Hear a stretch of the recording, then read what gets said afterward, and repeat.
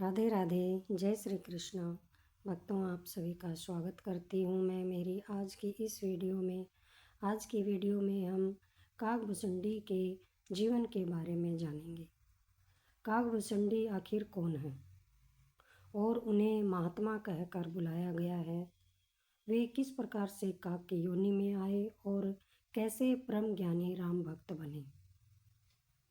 संत तुलसीदास जी ने रामचरितमानस के उत्तरकांड में लिखा है कि काकभुसुंडी परम ज्ञानी राम भक्त हैं। रावण के पुत्र मेघनाथ ने राम से युद्ध करते हुए राम को नागपाश में बांध दिया था। देवऋषि नारद के कहने पर गरुड़ जी, जो कि सर्पभक्षी हैं, नागपाश के समस्त नागों को खाकर भगवान राम को नागपाश से बंधन से छुड़ाया। ऐसा करने पर गरुड़ जी को यह भ्रम हो गया कि वे भगवान से भी अधिक शक्तिशाली हैं। ब्रह्मा जी ने उनसे कहा कि तुम्हारा यह संदेह भगवान शंकर दूर कर सकते हैं। भगवान शंकर ने गरुड़ जी को उनका संदेह मिटाने के लिए काकभुसुंडी जी के पास भेज दिया। अंत में काकभुसुंडी जी ने राम के चरित्र की पवित्र कथा सुनाकर गरुड़ के संदेह को दूर किया। गरुड़ के संदेह समाप्त हो जाने के पश्चात काकभुसुंडी जी गरुड़ जी को अपना शिष्य बना लेते हैं। तब गरुड़ जी कहते हैं कि हे प्रभु, आपके पास आते ही मेरे सारे भ्रम दूर हो गए हैं और मुझे यहाँ पर अत्यंत ही शांति का आभास हो रहा है।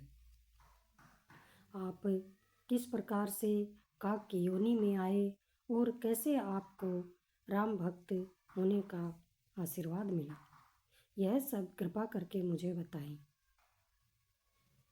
काकभुसुंडी जी गरुड़ जी को बताते हुए कह रहे हैं कि पूर्व के एक कल्प में कलयुग का समय चल रहा था।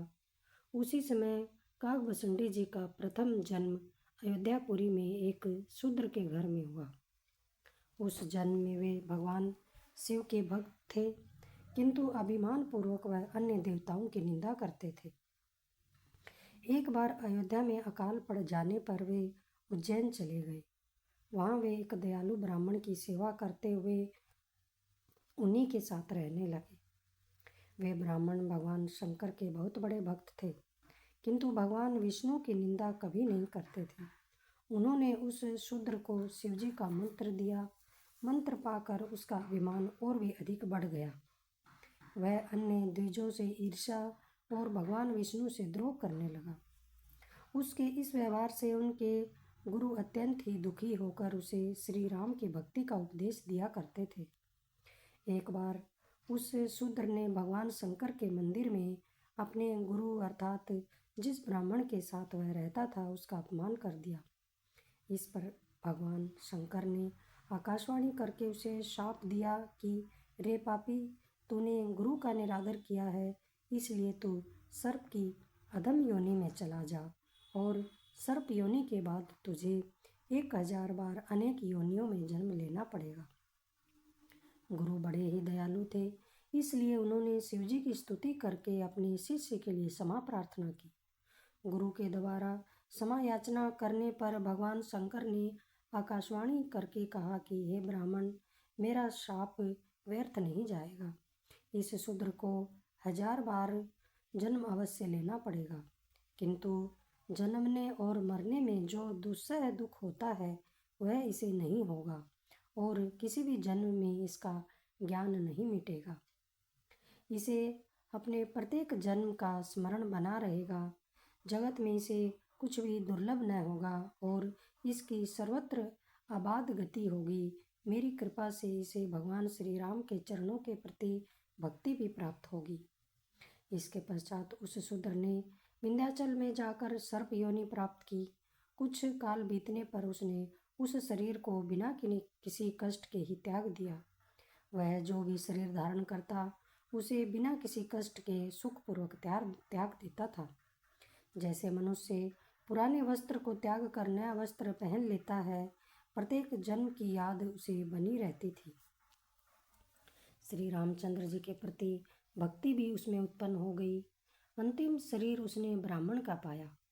ब्राह्मण हो जाने पर ज्ञान प्राप्ति के लिए वह लोमस ऋषि के पास गया। जब लोमस ऋषि उसे ज्ञान देते थे तो वह उनसे अनेक प्रकार के तर्क कुतर्क करता था। उसके इस व्यवहार से कुपित होकर लोमस ऋषि ने उसे शाप दे दिया कि जा तू चांडाल पक्षी हो जा, अर्थात तू तत्काल ही कौवा बनकर उड़ जा।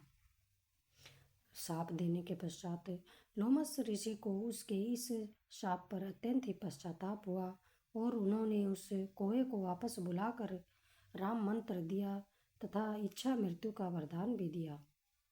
कौवे का शरीर पाकर राम मंत्र मिल जाने के कारण उस शरीर से ही उसे प्रेम हो गया और वे कौवे के रूप में ही रहने लगा तथा काकभुसुंडी के नाम से विख्यात हुए। यह थी काकभुसुंडी की पूर्व जन्म की कथा। आप सबको यह कथा कैसी लगी, आप सब मुझे कमेंट करके ज़रूर बताएं। राधे राधे।